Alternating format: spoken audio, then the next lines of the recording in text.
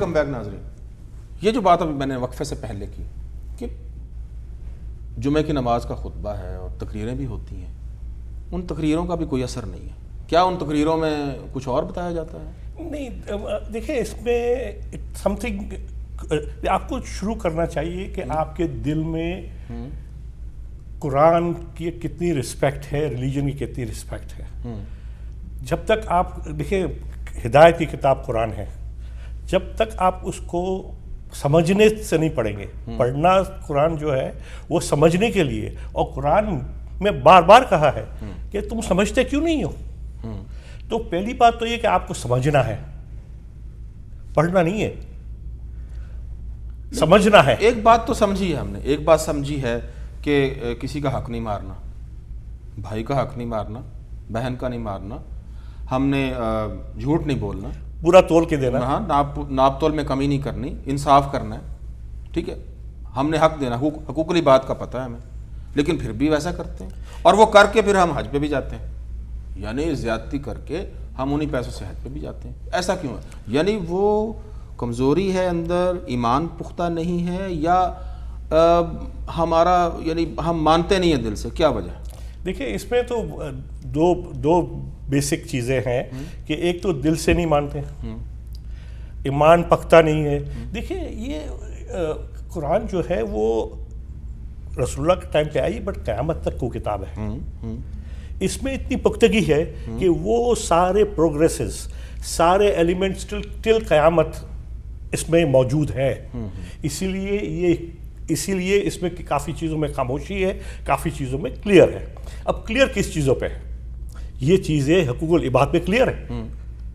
اور جبکہ جو صاحب اللہ نے یہ بھی کہا ہے کہ میں حقوق العباد تو معاف, اپنے حقوق اللہ تو معاف کر دوں گا, معاف نہیں کر دوں گا, لیکن حقوق العباد معاف نہیں کروں گا. یہ بھی پتہ ہے ہمیں. جی, وہ جو جیسے فیاض صاحب فرما رہے ہیں نا کہ دل سے نہیں مانتے, وہ ایکچولی کچھ اس طرح بھی کہہ سکتے ہیں کہ آپ یہ دیکھیے کہ ہمارے معاشرے میں کتنے لوگ قرآن کو واقعی سمجھنے کے لیے پڑھتے ہیں. وہ شاید 1% سے بھی کم ہو. عربی ہمیں آتی نہیں. اور یہ میں سجسٹ کروں گا آج آپ کے پروگرام پہ پہلی دفعہ, شاید کسی نے نہ کہا ہو کہ بغیر عربی کے آپ قرآن کو سمجھ ہی نہیں سکتے.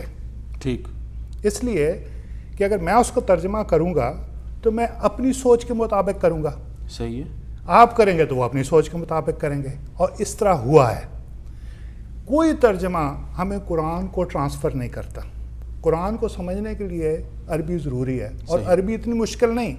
میں اور آپ اور سارے پاکستان کے پڑھے لکھے لوگ جنہوں نے میٹرک کے بعد تک پڑھ لیا یا اس سے آگے, وہ انگریزی میں خط بھی لکھ سکتے ہیں, انگریزی پڑھ بھی سکتے ہیں, انگریزی میں لیکچر بھی دے سکتے ہیں, انگریزی میں کتابیں بھی لکھتے ہیں جس میں بھی شامل ہوں.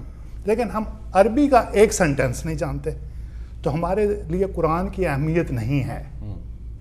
ٹھیک, ہم کوئی بھی ایسا معاشرہ جس میں قرآن کی تو پھر یہ رول کس کا بنتا ہے؟ یہ رول علماء کا نہیں جی, یہ گورنمنٹ, یہ رول بنتا ہے پاکستانی قوم کا, معاشرے کا. میں یہ جو علماء ہیں ان کو ذمہ دار نہیں سمجھتا اصلاح کا, کیونکہ میں نے اپنی زندگی میں یہ دیکھا ہے کہ علماء کی تعداد بڑھی اور اتنا ہی تفرقہ بڑھا. اتنا ہی, جیسے آپ فرما رہے تھے کہ ہم حج پہ جاتے ہیں اور پھر ہم سمجھتے ہیں کہ یہ سب معاملہ جو ہے وہ ٹھیک, اللہ سے نہیں ڈرتے. تو لوگوں نے ہمیں کچھ غلط انفارمیشن دے کے یہاں تک پہنچا دیا کہ ہم سمجھتے ہیں کہ یہ کام کر لیا تو پیچھے والے گناہ سے معاف. بالکل. تو اس طرح کا جو کھاتا ہے یہ قرآن میں موجود نہیں ہے. قرآن میں کوئی یہ اس طرح کی نہیں ہے کہ 70 یہ کرو گے تو 85 یہ ملیں گے. وہ کہتا ہے تم بے حساب دو, میں تمہیں بے حساب دوں گا. لیکن اور حساب کتاب کا جو ہے سلسلہ, وہ تو قرآن جو سٹریس کرتا ہے, میں اس پہ آج تو بحث نہیں کروں گا, لیکن قرآن کا رول جو ہے اس کو آپ ڈینائی نہیں کر سکتے. جب تک قرآن آپ کی زندگی کا سینٹرل کور نہیں ہے, آپ معاشرے کو بدل ہی نہیں سکتے. میں ڈس ایگری کروں گا تھوڑا سا. اگر یہ عربی پڑھنی اتنی ضروری ہوتی تو عرب کنٹریز میں کیوں نہیں ہے؟ They have the same problem. جی, تو میں ان کے پاس سیم پرابلم. سر میں آپ کو ایک عرض کروں, ہمارے ہاں اردو ہم سب پڑھ لیتے ہیں.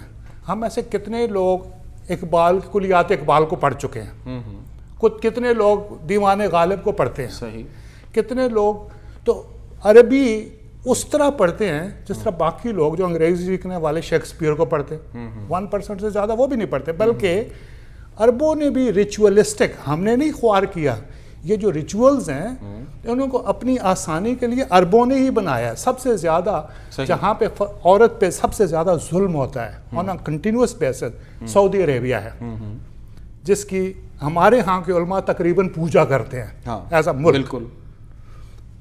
जब वो अपने कवानीन इस तरह बना के उनको शरई कहें और वो मुल्ला से उससे उसकी सरपरस्ती भी ले लें, तो फिर इस तरह का मुआशरा तो फिर यही करेगा। तो हमारी जो यानी दुआएं हैं या बातें हैं या खुतबे हैं या वाज हैं, उनमें असर क्या इसी वजह से नहीं है?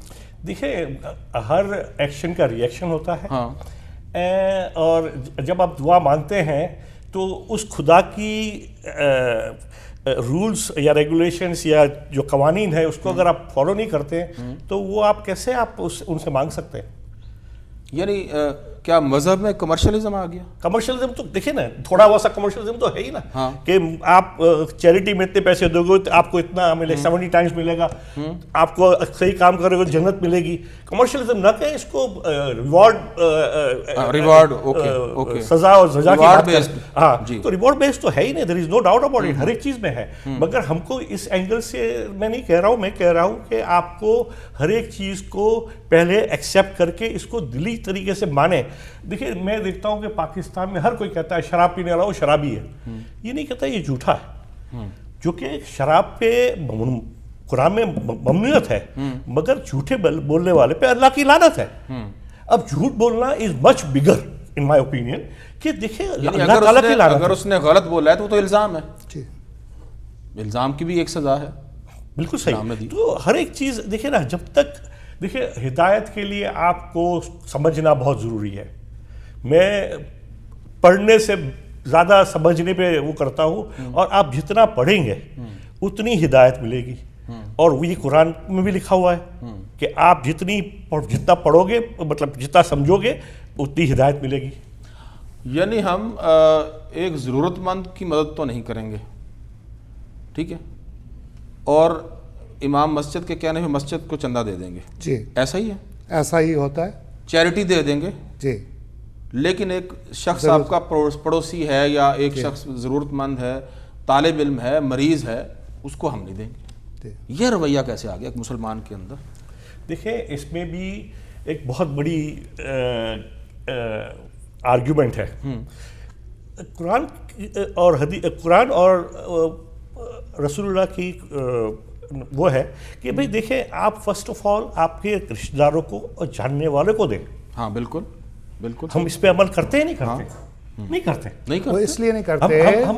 हम तालियां बजवाने के लिए उनको दे देंगे, और अपना नाम करने के लिए आप बिजनेस में चले जाएंगे। ये सब क्यों नहीं करते हम? इसलिए मैं ये नहीं कह रहा हूं ना दें, मगर आप देखें आपके चारों तरफ आपके रिश्तेदार, आपके जानने वाले, उनकी जरूरत पहले पूरी करें। ठीक है, बिकॉज आपका रिलीजन ये कहता है। देखें ना, आप बिल्कुल बिल्कुल। अब जो लोग, अब जैसे मर्चेंट साहब तजर्बाकार भी हैं, पढ़े लिखे भी हैं, यहाँ हैं, और मैं इनको बड़ी मुद्दत से जानता हूँ, मुझे पता है कि ये कुरान को पढ़ते हैं, समझते हैं। बिल्कुल। तो वापस उसी बात पे आए जी कि वो जब तक कुरान को आप समझेंगे नहीं, पढ़ेंगे नहीं और समझेंगे नहीं। मैं तो उससे आगे गया कि अरबी के बगैर आप कुरान को अच्छी तरह समझ भी नहीं सकते, लेकिन तर्जमे से यह है कि आप किसी हद तक आपको आइडिया हो गया, लेकिन ज़रूरी नहीं कि सही आइडिया हुआ। ये ज़रूरी नहीं है, इसलिए कि मैं अपनी सोच जब करूँगा, बहरहाल कुछ आइडिया हो गया। तो जब तक वो नहीं होगा, जब तक, हाशमी साहब, ये आपके प्रोग्राम और टेलीविज़न की वसातत से मैं आपसे अर्ज़ करना चाहता हूँ कि जब तक हम अरबी को अपने मुआशरे में इसलिए इम्प्लीमेंट नहीं करेंगे कि ताकि आप कुरान समझ जाएं, उस वक्त तक हम इस मसले से निकल नहीं सकते। बात कर लेते हैं अरबी पे, छोटी सी ब्रेक लेते हैं। नाज़रीन, एक ब्रेक है और इसके बाद मिलते हैं, हमारा इंतज़ार कीजिए।